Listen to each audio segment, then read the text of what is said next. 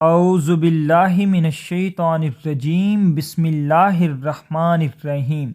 عمرو بن سعد نے روز عاشور ہی بوقت عصر سیدنا امام حسین علیہ السلام کا سر مبارک خولی بن یزید اور حمید بن مسلم کی تحویل میں دیا، اور دوسرے شہدائے کربلا کے سرہائے مبارکہ شمر اور قیس بن اشعث اور امنو بن الحجاج کی سرکردگی میں ابن زیاد والی کوفہ کو روانہ کر دیے۔ عمرو بن سعد خود 11 محرم الحرام کو پچھلے پہر کو روانہ ہوا، اور اس کی فوجوں کے چلے جانے کے بعد کربلا میں شہدائے کربلا کی لاشیں اور سید الشہداء امام علی مقام کی لاش مبارکہ، جو کہ کفن و دفن کے بغیر خاک و خون میں پڑی ہوئی تھی، کربلا کی نزدیکی بستی غافریہ وغیرہ کے لوگوں نے اسے شناخت کیا اور پھر ان کی تجہیز و تکفین کی اور تکریم کے ساتھ ان پر نماز جنازہ پڑھی۔ اسی طرح دیگر شہدائے کربلا پر نماز جنازہ پڑھی گئی اور ان کی تجہیز و تکفین کر دی گئی۔ یہ واقعہ 12 محرم الحرام کا ہے۔ حضرت امام علی مقام امام حسین علیہ السلام کے جسد اطہر کو عین اسی جگہ دفن کیا گیا جہاں اس وقت کربلا میں آپ کا مزار اقدس ہے۔ آپ کے قریب ہی شہزادہ علی اکبر اور شہزادہ علی اصغر علیہم السلام کو بھی دفن کر دیا گیا، اور آپ کے خاندان کے دیگر شہداء اور اصحاب و احباب کی لاشہائے مبارکہ کو اکٹھا کر کے انہی کے قریب ایک بڑی قبر کھود کر دفن کر دیا گیا۔ جہاں تک سر اقدس امام علی مقام کی بات ہے تو آپ کے ساتھ 16 نفوس قدسیہ کے سرہائے مبارکہ کو یزید پلید کے پاس دمشق بھجوایا گیا تھا، جن کو دمشق کے ایک قبرستان میں دفن کر دیا گیا، لیکن امام علی مقام کے سر اقدس کو یزید پلید نے اپنے خزانے میں کسی صندوق میں بند رکھا اور کسی پر ظاہر نہ ہونے دیا۔ آخر جب سلیمان بن عبد الملک تخت پر بیٹھا تو اس کو اس امر کا انکشاف ہوا کہ سرکار امام حسین کا سر اقدس خزانے کے صندوق میں موجود ہے۔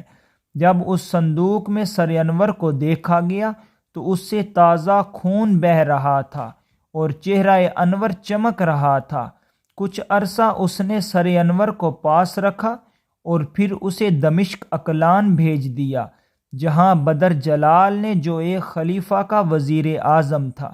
جب اقلان پر قبضہ کیا تو اس نے سر اقدس کو نکال کر اس کی زیارت کی اور پھر ایک جگہ صندوق میں رکھ کر اس پر بڑی عالی شان عمارت بنا دی، جسے تاریخ میں مشہد بدر کے نام سے جانا جاتا ہے۔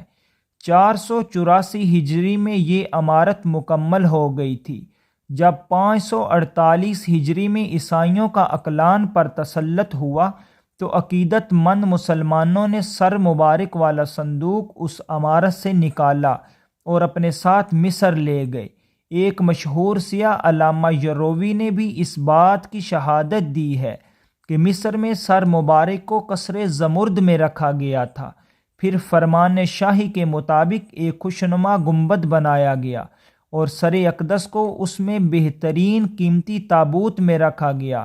اس کے بعد جب سلطان صلاح الدین ایوبی رحمۃ اللہ علیہ کا دور آیا تو آپ نے قاہرہ میں مدارس عربیہ بنوائے اور مشہد عالی کے قریب ایک مدرسے کی تعمیر کی بنیاد رکھی، جہاں علامہ بحالی کو صدر مدرس مقرر کیا گیا۔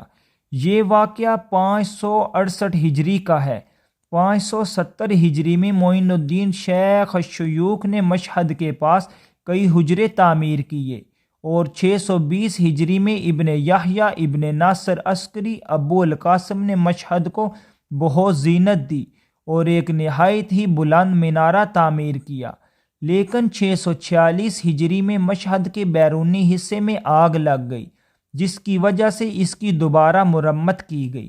726 ہجری میں یہاں ابن بطوطہ بھی آیا تو اس نے بھی اسے سفر نامے میں مشہد امام کا ذکر کیا۔ 737 ہجری میں خالد بن عیسیٰ آبادی آئے تو وہ لکھتے ہیں کہ محرابوں میں شیشے، فانوس، نفیس ترین قندیل نور فشاں لگے ہوئے تھے۔ یوں ہی ہر زمانے میں والیان مصر اس کی تزئین کرتے چلے آئے ہیں۔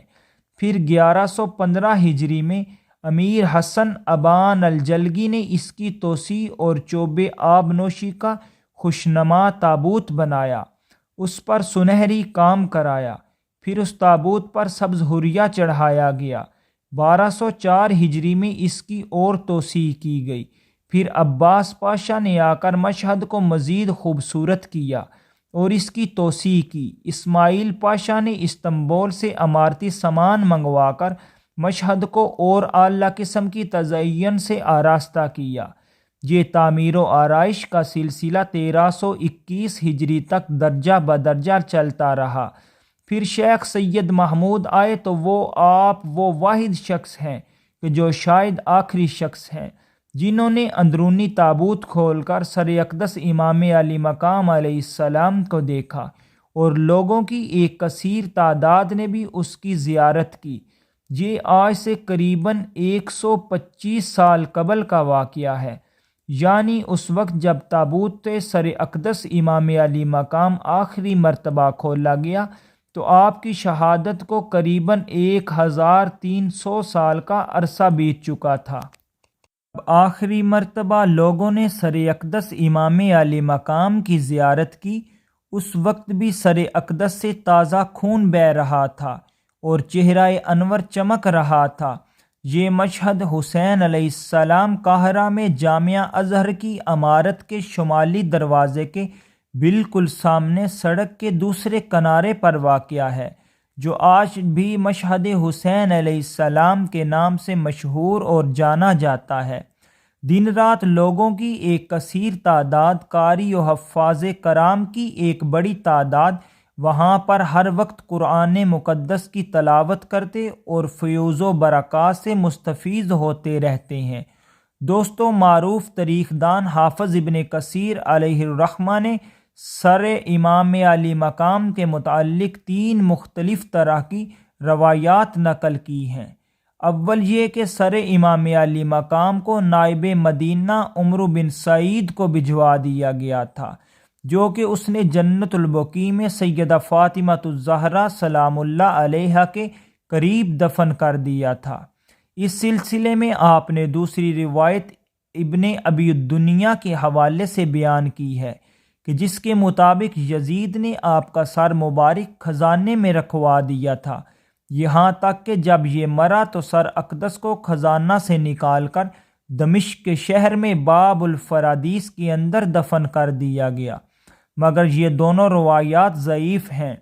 ایک تیسری روایت امام ابن عساکر نے یزید کی داعیہ کے حالات میں نقل کی ہے، یعنی جب سر اقدس کو یزید کے سامنے پیش کیا گیا تو اس نے بطور مثال یہ شعر پڑھا تھا: کاش میرے شیوخ بدر میں نیزوں کے پڑنے سے خزرج کی گھبراہٹ کو دیکھتے۔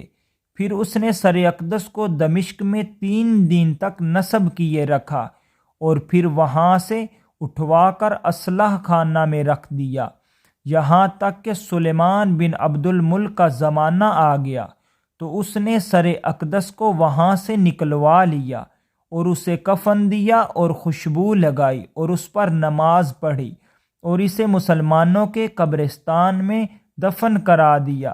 لیکن جب بنو عباس آئے تو انہوں نے اسے کھود کر نکالا اور اسے اپنے ساتھ لے گئے۔ اس روایت کی راویہ یعنی یزید کی داعیہ بنی امیہ کی حکومت کے بعد تک زندہ رہی اور 100 سال سے زیادہ کی عمر پائی۔ حافظ ابن کثیر مزید لکھتے ہیں کہ فاطمیوں نے 400 ہجری کے قبل سے لے کر 660 ہجری کے بعد تک دیار مصر پر قبضہ کیا اور یہ دعویٰ کیا کہ حضرت امام حسین علیہ السلام کا سر مبارک دیار مصر میں پہنچا اور اسے وہاں دفن کیا گیا، جہاں 500 ہجری کے بعد ایک مزار بنایا گیا تھا جو کہ آج تک اسی نام سے مصر میں مشہور ہے۔ آپ فرماتے ہیں کئی اہل علم و ائمہ نے بیان کیا ہے کہ اس کی کوئی اصل نہیں ہے اور اس سے ان کا مقصد نسب شریف کے دعویٰ کے بطلان کو چھپانا ہے، اور وہ اس میں جھوٹے اور خائن ہیں۔